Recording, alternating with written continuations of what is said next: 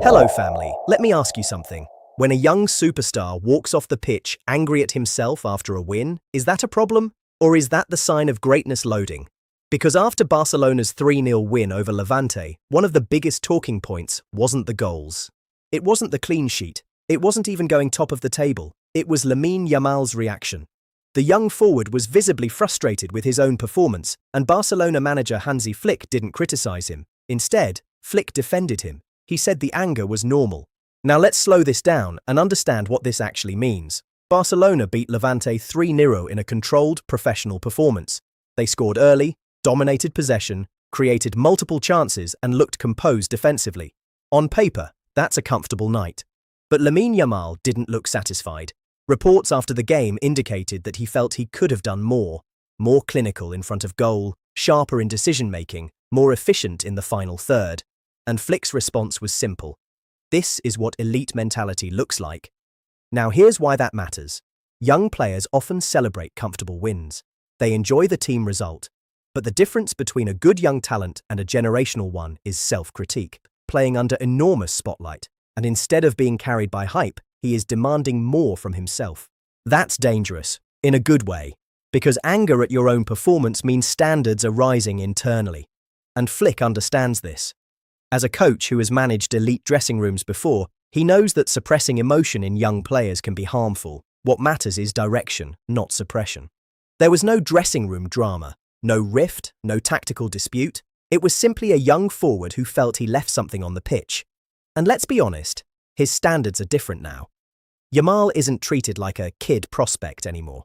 He's a starter. He's trusted in big games. That changes everything psychologically.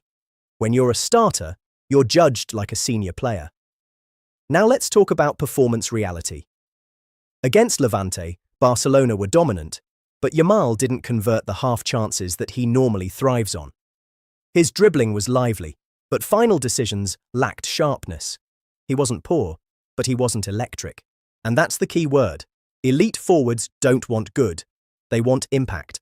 Flick publicly defending him sends two messages. First message, to the fans, relax. This is growth.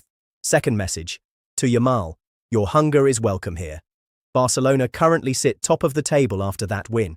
Real Madrid had dropped points earlier in the week, so Barca capitalized. That makes internal mentality even more important. When you're leading a title race, standards inside the squad must remain ruthless. And this is where it gets interesting.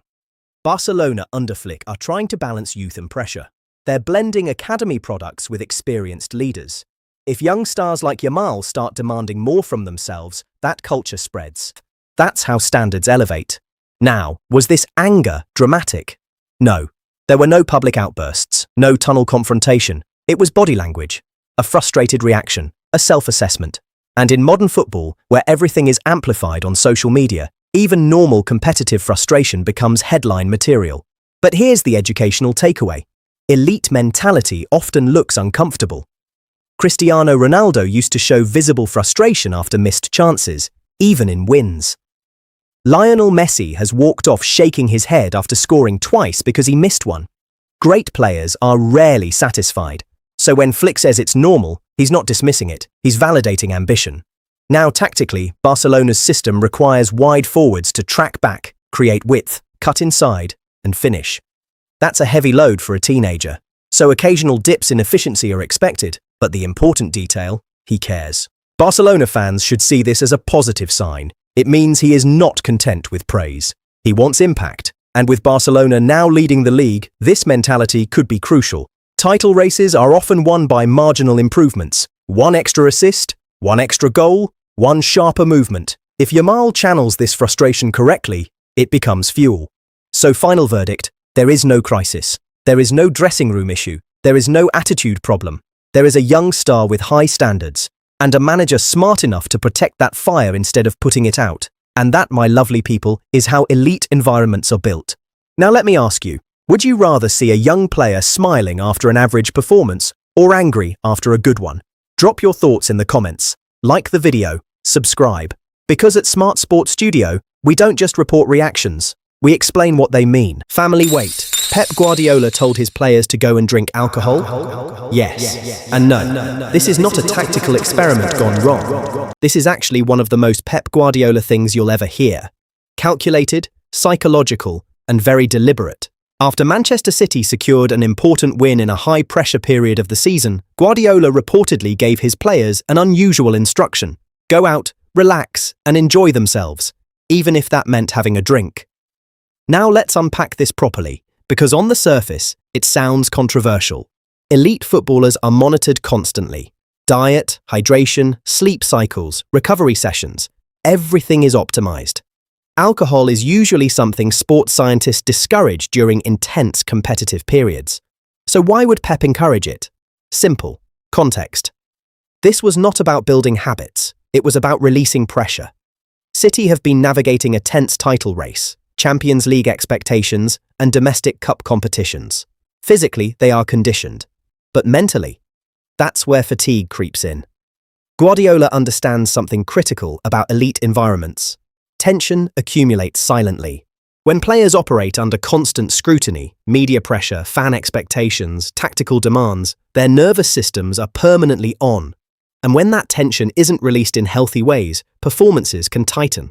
Pep's message wasn't "go get drunk," it was "switch off." It was about balance. Historically, Guardiola has been meticulous about preparation, but he also believes in psychological rhythm.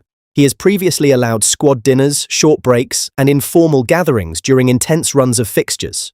Why? Because cohesion is not built only on training ground drills, it's built on human connection. Now let's zoom into City's current situation. They are chasing at the top of the Premier League table. Arsenal are leading. Every match feels like a must-win. In those environments, even victories can feel stressful instead of joyful. So Pep's instruction is actually clever. Celebrate the win. Reset emotionally.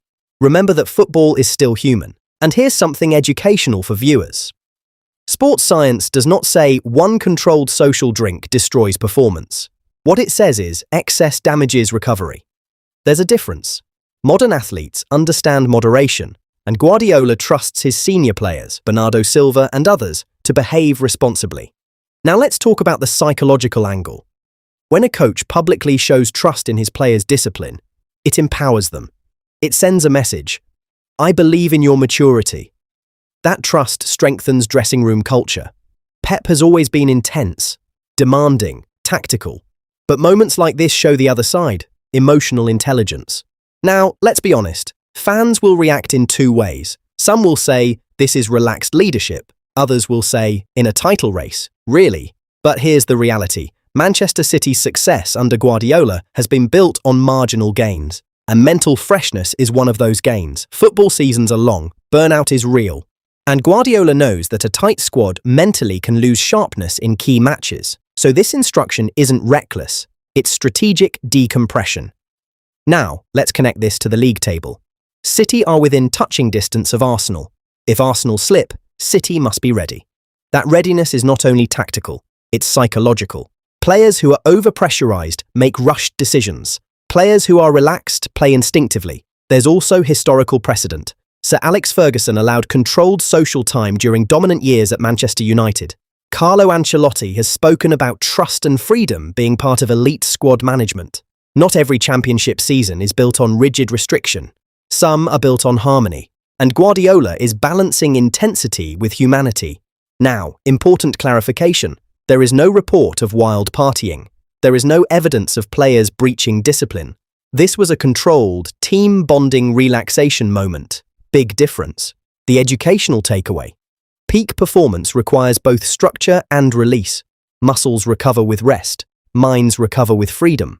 And perhaps Guardiola understands that in a season full of tactical obsession, sometimes the most powerful instruction is simply, enjoy yourselves. Unusual? Yes. Irresponsible? No. Calculated? Absolutely. Now let me ask you, would you rather see your manager be strict 24/7 or balanced and human? Do moments like this build stronger squads? Drop your thoughts, like the video, subscribe, and stay locked in with Smart Sports Studio, where even the unusual stories get explained properly.